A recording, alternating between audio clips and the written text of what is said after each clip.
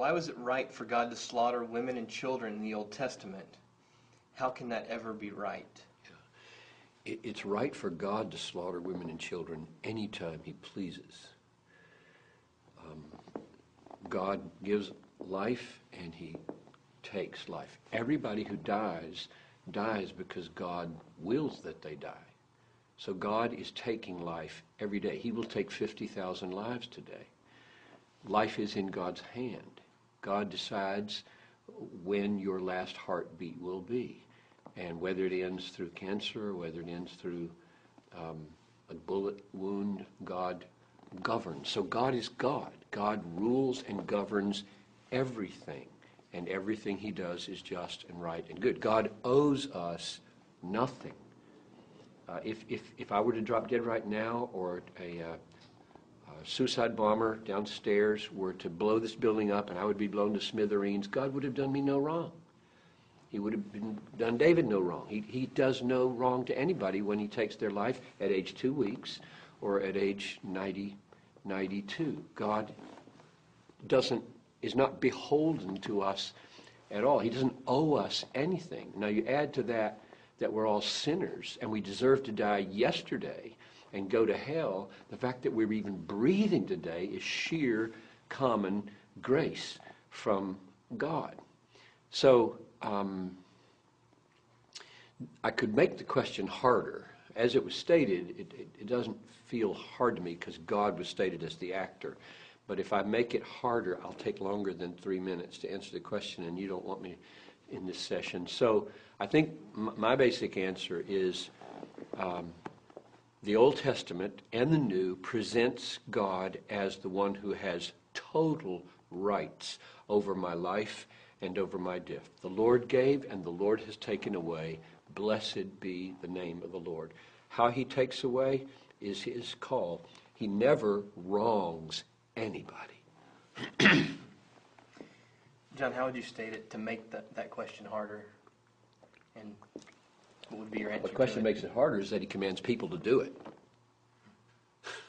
He commanded Joshua to slaughter people. Okay, so you got human beings now killing human beings. And so now you've got a moral question for what is right to do. So the Bible says, thou shalt not murder. And God says to Joshua, go in and clean house and don't leave anything breathing. Don't leave a donkey breathing. Don't leave a child breathing, a woman breathing, an old man or old woman or a donkey. Just wipe out Jericho.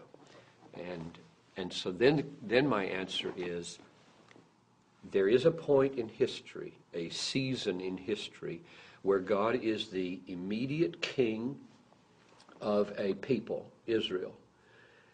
Difference in the way he is the king over the church, which is from all the peoples of Israel and does not have a political, ethnic dimension to it. So there was a political, ethnic dimension. He is immediate king, and he uses this people as his instrument to accomplish his judgment in the world at that time.